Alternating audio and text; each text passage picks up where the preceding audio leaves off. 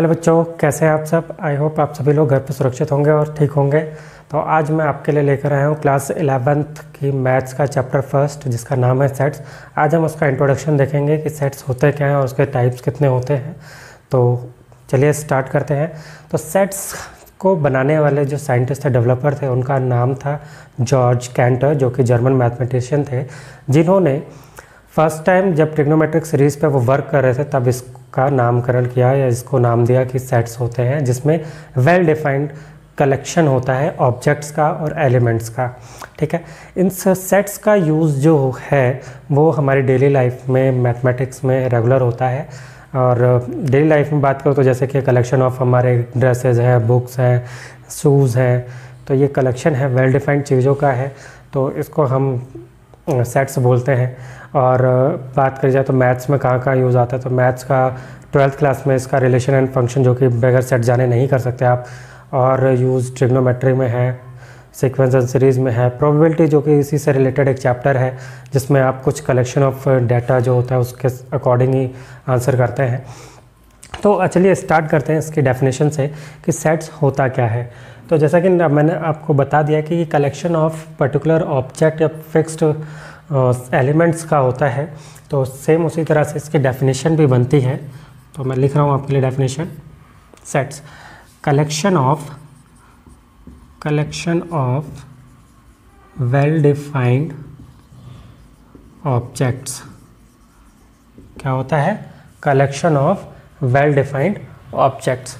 चलिए अब कैसे जानेंगे। जैसे अगर मैं बात करूं कि मुंशी प्रेमचंद की स्टोरीज़ के नाम बताइए, तो आप मुंशी प्रेमचंद आपके लिए एक वेल डिफाइंड ऑब्जेक्ट हो गया और उनके स्टोरीज़ आप फिर आइडेंटिफाई करके बता सकते हैं। मैं बात करूं अगर आपसे कि 10 इंडियन बेस्ट क्रिकेट प्लेयर, तो आपके हिसाब से कोई और होगा, मेरे हिसाब से कोई और होगा। मुझे सचिन पसंद है, आपको धोनी पसंद होगा, किसी को कोहली पसंद होगा।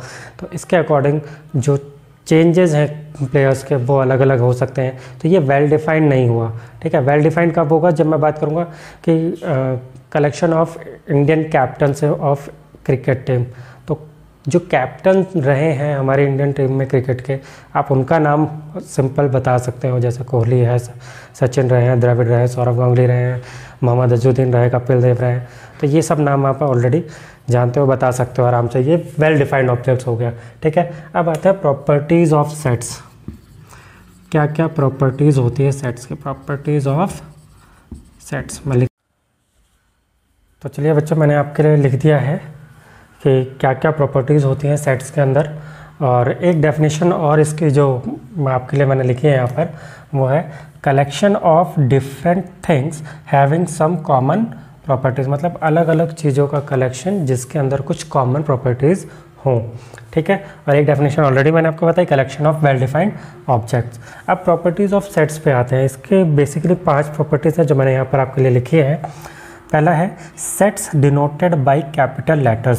सेट्स को हमेशा कैपिटल लेटर्स में डिनोट किया जाता है। जैसे सेट ए, ये कैपिटल लेटर में है, सेट बी कैपिटल लेटर में।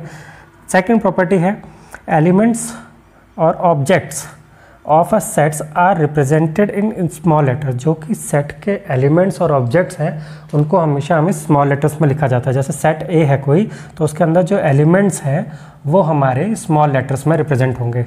ठीक है, यहाँ पर जो सेट है वो है क्या? वो बेसिकली सेट है, कलेक्शन है किसका? वॉवेल्स का। अल्फ़ाबेट्स है लेकिन वॉवेल्स का वो एक पर्टिकुलर कलेक्शन है।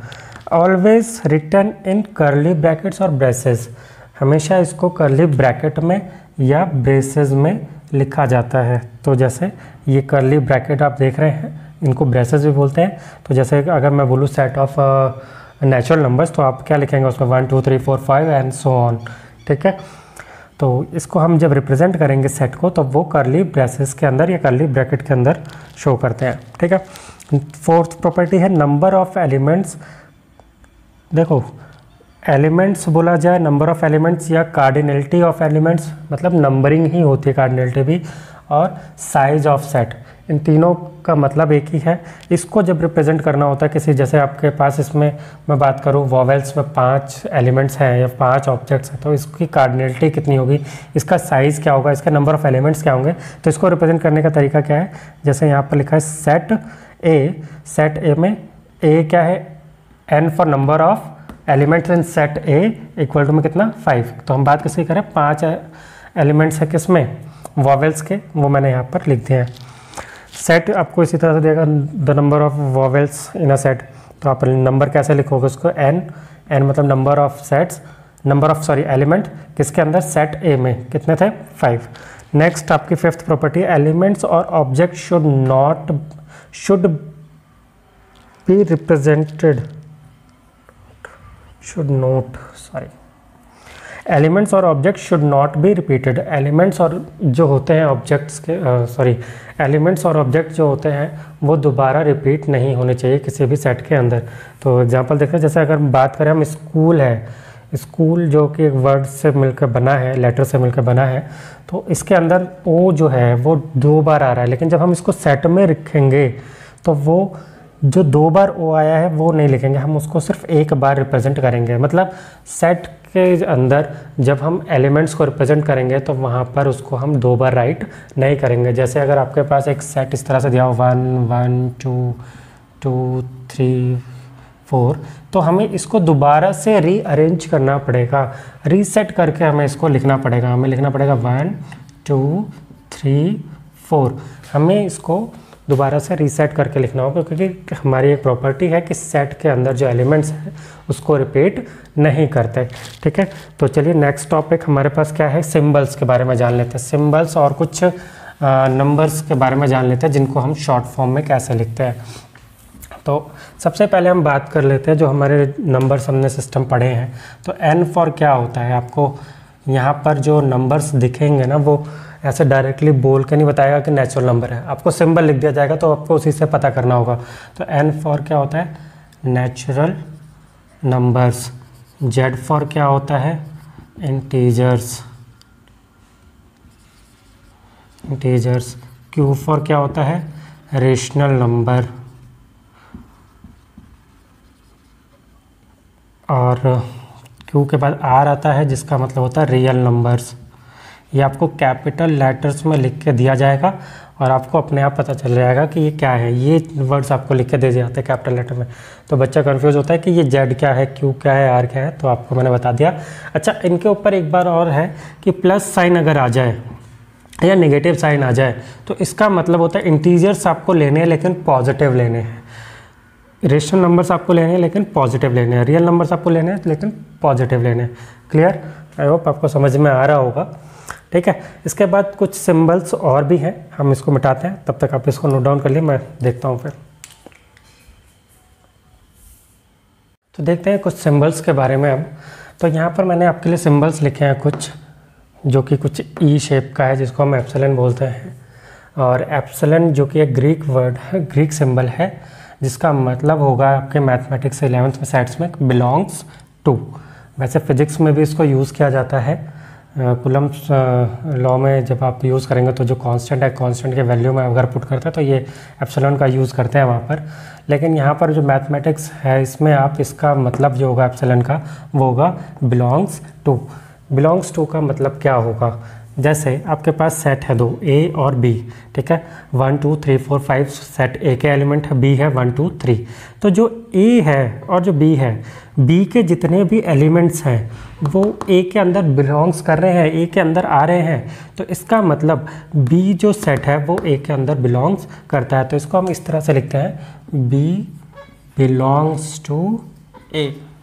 B जो है वो A के अंदर आता है। अगर नेक्स्ट है एप्सिलॉन नॉट को ऐसे कट कर देंगे तो उसका मतलब वो नॉट बिलोंग्स टू, मतलब वो उसके अंदर नहीं आता। ठीक है, तो जैसे कि मैंने यहाँ पर एक एलिमेंट C लिख लेता हूँ, अभी यहाँ पर 6 है, खाली 6 या फिर ऐसे 7 और 7 ले लेता हूँ। अब जब मैं बात करूँगा तो जो C सेट है वो A के अंदर क्या उसका कोई एलिमेंट आ रहा है, नहीं आ रहा, तो हम यहाँ पर ऐसे लिखेंगे C not belongs to A। C जो है वो A के अंदर बिलोंग नहीं करता। ऐसे ही यहाँ पर है सबसेट। सबसेट का मतलब कि इसी का कोई पार्ट होना चाहिए, जो आपका जैसे A सेट है उसी के पार्ट्स है ना 1 2 3, तो अगर इसके पार्ट्स कहीं आपको दिख रहे हैं किसी और सेट में तो इसका मतलब वो उसका सबसेट हो सकता है। तो इसको रिप्रेजेंट करने का तरीका क्या होगा, B subset of A। Next not a subset, जैसे 6 और 7 इसके सबसेट तो नहीं है, तो इसको हम ऐसे लिखेंगे सी जो है नॉट अ सबसेट ऑफ ए। ठीक है, बहुत सिंपल लैंग्वेज में जल्दी जल्दी बता रहा हूँ, एग्जांपल्स और भी बहुत हो सकते थे। नेक्स्ट आपके पास है कि यू शेप का जो सिंबल दिख रहा है इसका मतलब होता है यूनियन। यूनियन का मतलब जुड़ना होता है एक तरह से। तो जब भी मैं बात करूँगा, यहाँ पर फिर से चेंज कर लेता हूँ 5 और 6, तो मैं बात करूँ ए यूनियन सी की, मतलब ए और सी को यूनाइट करना है, यूनियन बनाना है इनका। तो कैसे बनेगा, इसके जो सेट हैं और जो इसके अंदर एलिमेंट्स हैं, इसके जो एलिमेंट्स हैं इसके जो एलिमेंट्स हैं, दोनों को मिक्स करना है। बट एक चीज़ का ध्यान रखना कि जो प्रॉपर्टीज़ है सेट की वो डिस्टर्ब ना हो। प्रॉपर्टी में क्या आता है कि एलिमेंट दोबारा रिपीट नहीं हो सकते। तो देख रहे हैं आप कि ए में जो एलिमेंट्स है वो 5 है, तो और सी में भी 5 है। तो क्या हम 5 को दोबारा लिखेंगे? नहीं। तो जब भी हम यूनियन लिखेंगे तो एलिमेंट को सिर्फ एक बार लिखेंगे, 1 2 3 4 5 6। ठीक है, तो ये यूनियन हो गया, मतलब इन दोनों का कॉम्बिनेशन हो गया। अब बात आ रही है इंटरसेक्शन। उल्टा यू या एक एन शेप इंटरसेक्शन जो होता है, इसको अगर हमें रिप्रेजेंट करना हो तो कैसे रिप्रेजेंट करेंगे? अगर ए और सी का रिप्रेजेंटेशन करना हो, ए और सी का, तो जो सिर्फ कॉमन होता है वही इंटरसेक्शन में लिया जाता है। तो कॉमन यहाँ पर क्या है? 5 है ना दोनों में, तो यही सिर्फ इसमें आता है इंटरसेक्शन में। ठीक, आई होप आपको समझ में आया होगा ये। तो उतार लीजिए इसको, फिर नेक्स्ट देखते हैं। चलिए देखते हैं नेक्स्ट टॉपिक क्या है। नेक्स्ट टॉपिक है methods of representation of sets. तो जो हम सेट्स पढ़ रहे हैं उसको रिप्रेजेंट करने के हमारे पास 3 फॉर्म्स होती हैं। 3 फॉर्म्स कौन सी होती हैं? एक आपकी होती है स्टेटमेंट फॉर्म, एक होती है रोस्टर एंड टेबुलर फॉर्म, और एक होती है सेट बिल्डर फॉर्म। तो आइए देखते हैं तीनों में क्या डिफरेंस है। देखिए, पहला जो स्टेटमेंट और डिस्क्रिप्शन फॉर्म है, उसमें स्टेटमेंट की फॉर्म में जैसे थ्योरेटिकल स्टेटमेंट होती है वैसे ही फॉर्म में उसको बताया जाता है। जैसे B is a set of natural even numbers less than 12। तो नेचुरल इवन नंबर्स का सेट है जो कि 12 से कम है, क्या? Set B. तो सेट बी जो है वो नेचुरल इवन नंबर्स का सेट है जिसमें 12 से कम के नंबर होंगे। इसी को अगर हम रोस्टर और टेबुलर फॉर्म में देखें, टेबुलर मतलब जैसे टेबल में नंबरिंग होती है, रोस्टर फॉर्म कहने का मतलब कि नंबर के फॉर्म में या एलिमेंट्स की फॉर्म में या ऑब्जेक्ट की फॉर्म में उसको रिप्रेजेंट करना। तो जैसे हमने लिख दिया बी जो सेट है उसको मैंने आपको बताया कि ब्रेसेस या फिर कर्ली ब्रैकेट्स में शो करते हैं, तो कर्ली ब्रैकेट आपके बना दिए। अब इसमें क्या रिप्रेजेंट करना है? हमें ये स्टेटमेंट को ही रिप्रेजेंट करना है। कैसे? जो नंबर होंगे इसके वो रिप्रेजेंट करेंगे। तो क्या नंबर है? Natural even number. Natural number कहाँ से स्टार्ट होता है? 1 से स्टार्ट होता है। तो 1 2 3 4 5 6, लेकिन यहाँ पर इवन बोला है तो हम क्या लेंगे? 2 4 6 8 12 इस तरह से। लेकिन कहाँ तक? लेस देन 12 से कम, यानी कि 10 तक ही लेंगे। तो हमारे नंबर क्या हो जाएंगे? 2 4 6 8 एंड 10। तो ये हो गया आपका रोस्टर फॉर्म में, टेबुलर फॉर्म में। नेक्स्ट है आपका सेट बिल्डर फॉर्म में। सेट बिल्डर फॉर्म में क्या होता है? हम वेरिएबल और कॉलन का यूज़ करते हुए, कॉलन मतलब सिंपल रेशियो का जो साइन होता है, सिंबल होता है, वो यूज़ करते हुए हम इसको रिप्रेजेंट करते हैं। वेरिएबल्स यूज़ कर सकते हैं हम इसमें, x y z p q something, इस तरह से कुछ भी आप वेरिएबल्स यूज़ कर सकते हैं। और चलिए स्टार्ट करते हैं इसको। तो कॉलन रेशियो का सिंबल, तो इसमें हम वेरिएबल यूज़ कर रहे हैं एक्स। तो एक्स हम मान ले रहे कि जो हमारी स्टेटमेंट है उसमें जो सेट है उसको हम x की फॉर्म में मान लेते हैं इसमें। तो x क्या है? अब उसको डिफाइन करेंगे हम। x सच डैट, रेशियो का जो साइन होता है उसको हम बोलते हैं such that x belongs to n, जो कि नेचुरल नंबर से बिलोंग करता है। इवन नंबर, नेचुरल भी कौन से हैं? इवन नंबर, जो कि लेस देन 12। तो x जो होगा वो लेस देन 12 होगा। तो ये आपका हो गया सेट बिल्डर फॉर्म। ठीक है, इसी का एक और एग्जांपल देख लेते हैं। जैसे एक सेट आपको टेबुलर फॉर्म में दी गई है यहाँ पर कर्ली ब्रेसेस के अंदर, -2 -1 0 1 2 3। तो इसको हम कैसे रिप्रेजेंट करेंगे? x जो कि हमने वेरिएबल यूज़ किया, फिर कॉलन का सिंबल, सच डैट x क्या है? ये क्या है? ये आप देख रहे हैं इंटीजर्स हैं, z फॉर इंटीजर्स होता है। तो यहाँ पर हमने x belongs to integers, z लिख दिया। फिर कहाँ से कहाँ तक है ये लिखेंगे। अब -3 से तो बड़े हैं सारे नंबर और 4 से छोटे हैं, तो हमने x के आगे लिख दिया -3 से बड़े और 4 से छोटे।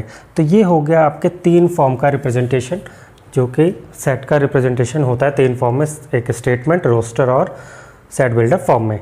अब आगे हम देखेंगे कि हमारे टाइप्स ऑफ सेट कितने होते हैं। तो आप इसको उतार लीजिए फटाफट। तो चलिए देखते हैं next topic type of set. जैसे कि मैंने बात किया तो अब सबसे पहले आ रहा है एम्प्टी सेट। एम्प्टी सेट को हम दो नाम से और जानते हैं, वो है नल सेट और वॉइड सेट। तो क्या होता है एम्प्टी सेट और null set, void set? Null set का मतलब जिसमें कुछ भी ना हो, वॉइड सेट का मतलब भी वही होता है, खाली जगह। वॉइड का मतलब भी होता है स्पेस या खाली। एम्प्टी का मतलब भी आपको पता है खाली जगह होती है। A set which does not contain any element, ऐसा सेट जिसमें कोई एलिमेंट ही ना हो इज कॉल्ड एम्प्टी सेट। इसको डिनोट किया जाता है, एम्प्टी सेट को अगर आपको कहीं भी लिखना हो तो डिनोट कर सकते हैं आप फाई से। और जो ब्रेसेस होते हैं उसको भी आप शो कर सकते हैं, खाली ब्रेसेस अगर शो कर दिया तो भी आपको एम्प्टी सेट शो कर दोगे आप उसी से। नेक्स्ट है आपका, इसमें एग्जांपल देख लेते हैं। A इज़ इक्वल टू, एक ऐसा सेट है कैसा, x such that x is an even prime number. x जो है वो ऐसा सेट है जो कि इवन प्राइम नंबर है लेस देन 2। भाई इवन प्राइम नंबर, इकलौता इवन प्राइम नंबर 2 ही है और उससे छोटा कोई प्राइम नंबर, तो इसका मतलब कुछ नहीं हो सकता, इसलिए इसका नो रिजल्ट हो सकता है।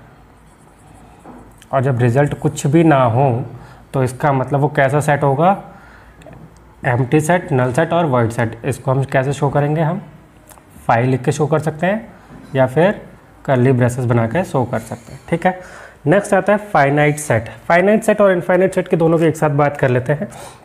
A set which is empty, एक सेट जो कि एम्प्टी हो और consist of a definite number of elements, जिसमें डेफिनेट नंबर्स हो, फिक्स हो, is called finite set. Otherwise set is infinite, उसको ही हम कह सकते हैं फाइनाइट सेट, नहीं तो वो कैसा सेट होगा, इनफाइनाइट सेट होगा।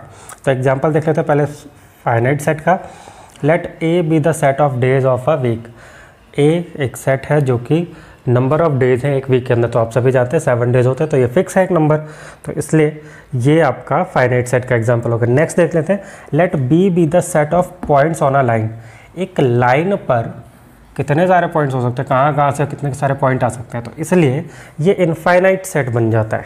एक ऐसा सेट, ये तो आपका हो गया फाइनाइट सेट है ये आपका इनफाइनाइट हो गया, क्योंकि इसमें एक लाइन पर, इनफाइनाइट, एक लाइन पर बहुत सारे पॉइंट्स हो सकते हैं, इसलिए ये इनफाइनाइट सेट का एग्जांपल हो गया और ये फाइनाइट सेट का एग्जांपल हो गया। इसके बाद आता है आपका इक्वल सेट और इक्विवेलेंट सेट। इन दोनों की बात एक साथ करते हैं। इक्वल सेट क्या होता है, जब किसी सेट के अंदर, जब कोई दो सेट हो आपके पास, लाइक एक सेट है आपका A जिसको आपने 1 2 3 4 5 ऐसे शो किया, और एक सेट है आपका B जिसको आपने शो किया 5 4 3 2 1। तो ऐसे सेट जिसमें नंबर ऑफ एलिमेंट्स इक्वल हो, नंबर ऑफ एलिमेंट्स इक्वल हो, मतलब नंबर कितने इसमें 5 है, इसमें भी 5 ही है, ठीक है। और इक्वल हो मतलब अगर 1 2 3 4 5 इधर भी है तो 1 2 3 4 5 भी इधर है, इधर भी हो, तो ही वो इक्वल सेट माना जाता है। तो क्या माना जाता है, वो इक्वल सेट, ठीक है। और इसके बाद जो है आपका इक्विवेलेंट सेट। इक्विवेलेंट सेट में क्या होता है कि नंबर ऑफ एलिमेंट्स सेम हो बट अंदर जो ऑब्जेक्ट्स हैं वो सेम ना हो। मान लो ये आपका एक सेट है और एक सी आपका है 1 2 5 7 8, ये सी सेट है। तो इन दोनों के अंदर जो नंबर ऑफ एलिमेंट्स हैं वो तो सेम है बट ऑब्जेक्ट सेम नहीं है, तो इसलिए ये इक्विवेलेंट सेट तो हो सकता है अकॉर्डिंग टू नंबर, ये इक्विवेलेंट तो हो सकता है बट इक्वल नहीं हो सकता। बट ये क्या है, ये दोनों इक्वल सेट है क्योंकि इसके जो नंबर ऑफ एलिमेंट्स है वो भी और जो ऑब्जेक्ट्स है वो भी दोनों ही सेम है। क्लियर हुई बात? अच्छा, अब इसके बाद नेक्स्ट, पहले आप इसको उतार लीजिए फिर नेक्स्ट देखते हैं हम। चलिए देखते हैं नेक्स्ट टॉपिक। नेक्स्ट टॉपिक आपके सामने है इक्वल सेट, जो कि मैं बता चुका, इक्विवेलेंट सेट जो कि मैं बता चुका, डेफिनेशन रह गई थी तो आप नोट डाउन कर लेंगे डेफिनेशन यहाँ से। जैसे इक्वल सेट की क्या डेफिनेशन थी, 2 sets A and B are set to be equal if they have exactly the same element and we write A is equal to B, otherwise sets are unequal. अगर जैसा कि मैंने बताया था A और B जो set हैं वो इक्वल तब होंगे जब उनके नंबर्स हैं, जो एलिमेंट्स हैं वो एग्जैक्टली सेम होने चाहिए, ठीक है। हाँ, एक दो चीज़ें और बताना रह गया कि कभी भी सेट्स के सभी फॉर्मेट को हम रोस्टर फॉर्म में शो नहीं कर सकते, इनफाइनाइट सेट्स को स्पेशली। इनफाइनाइट सेट्स के जैसे कि रियल नंबर्स होते हैं जिसमें कोई ऑर्डर फिक्स नहीं होता, तो उनको हम रोस्टर फॉर्म में शो नहीं कर सकते, ठीक है। और यहाँ पर जब इक्वल सेट्स की बात हो रही है तो यहाँ पर एग्जैक्टली सेम होना चाहिए, चाहे ऑर्डर कुछ भी हो सकता है उसका, जो ऑर्डर है एलिमेंट्स का। लाइक आपने के सेट्स में 1 2 3 है, और अगर दूसरे सेट में ये ए सेट है आपका, बी में 3 2 1 ऐसे लिख दिया गया, तो उससे कोई फ़र्क नहीं पड़ेगा, ऑर्डर कुछ भी हो सकता है। हाँ, अगर इसमें 1 और 2 दोबारा रिपीट भी कर दिया जाए तो भी ये इक्वल सेट ही होंगे, क्योंकि हमें ये पता है कि सेट के अंदर कभी भी एलिमेंट रिपीट नहीं होते जब हम उसको सेट करके रखते हैं, ठीक है। तो ये आपके दिमाग में रहना चाहिए, ये 2 पॉइंट्स आपके। नेक्स्ट है आपका इक्विवेलेंट सेट, जिसमें मैंने बताया था कि नंबर ऑफ़ एलिमेंट्स जो है वो सेम हो सकते हैं, बट एग्जैक्टली सेम जो ऑब्जेक्ट है वो ना हो, ये एलिमेंट ना हो। 2 sets A and B are said to be equivalent if they have equal numbers of element. Equal number of element हो, बस उसी से काफ़ी है कि वो इक्विवेलेंट होगा। Next, power set. Power set क्या होता है? The collection of all the objects of a set A is called the power set if, ठीक है। किसी भी सेट के अंदर, जैसे कोई सेट ए है, उसके अंदर जितने भी एलिमेंट्स हैं वो सभी के सभी पावर सेट होते हैं, मतलब वो सिंगली भी रिप्रेजेंट किए जा सकते हैं। इसको डिनोट किया जाता है पावर का पी और ब्रैकेट में ए, ठीक है। और in P A power set of A every element is a set, हर एक एलिमेंट सेट होता है, ठीक है। इसको निकालने का कितने सेट होंगे एक सेट के अंदर, पावर सेट के कितने होंगे, इसको पता करने के लिए फॉर्मूला होता है 2 की पावर n। n क्या है? नंबर ऑफ एलिमेंट्स, कितने एलिमेंट्स हैं उस सेट के अंदर, उससे आप यहाँ पावर के फॉर्म में लिख देंगे। जैसे यहाँ पर मैंने 3 एलिमेंट्स लिए हैं, 3 हैं, तो यहाँ पर 2 की पावर 3 हो जाएगा। 2 की पावर 3 का मतलब कितना हो जाता है? 2 × 2 × 2 8। तो मतलब इस सेट के 8 एलिमेंट्स होंगे। कैसे? इस सेट के पावर सेट 8 होंगे, कैसे होंगे वो लिखे हुए हैं यहाँ पर। पहला 5 नल के लिए भी होता है, और जो सेट होते हैं जो फिक्स होते हैं उनके लिए भी 5 यूज़ करेंगे फर्स्ट, ठीक है।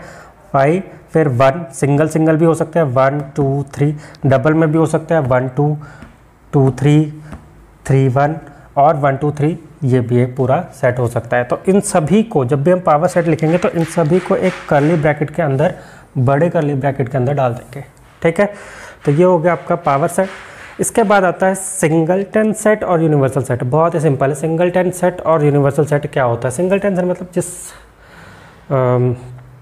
सेट के अंदर सिर्फ और सिर्फ एक ही एलिमेंट हो। लाइक जैसे मैंने बोला सेट ऑफ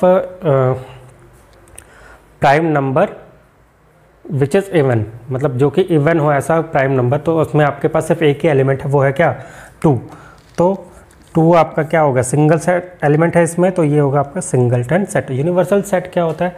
जितने भी आपके 1 A B C सेट हो, अगर A B C सेट है, अलग अलग आपको गिवन है, तो आपको एक ऐसा सेट मिले जिसके अंदर A B C तीनों के एलिमेंट्स हों। लाइक देखते हैं, एग्जाम्पल के थ्रू समझ लेते हैं, बाकी डेफिनेशन की ज़रूरत तो नहीं पड़ेगी, आप वैसे ही समझ जाएंगे। जैसे आपके पास A है 1 2 है, इसमें B है 3 4 है, C है 4 5 है। तो हम अब इसका यूनिवर्सल सेट अगर ढूंढें तो वो क्या होगा? जिसके अंदर ये सारे एलिमेंट्स होने चाहिए। तो यूनिवर्सल सेट लिखने का तरीका ये होगा आपका 1 2 3 4 5। अब इस सेट के अंदर देख लीजिए कि इसके अंदर सारे एलिमेंट्स हैं जो यहाँ ए बी सी तीनों के हैं, तो इसको यू से भी रिप्रेजेंट कर सकते हैं। You universal set 1 2 3 4 5, 1 2 3 4 and 5। Repeat हो रहा है नंबर, उससे मैटर नहीं करता है, आपको शुरुआत में ही मैंने बता दिया। तो ये था आपका सेट का इंट्रोडक्शन। आई होप आपको समझ में आया होगा जो भी समझाया गया है। तो आप इसको नोट डाउन कर लेंगे। नेक्स्ट हम एक्सरसाइज से स्टार्ट करेंगे। तब तक के लिए गुड लक।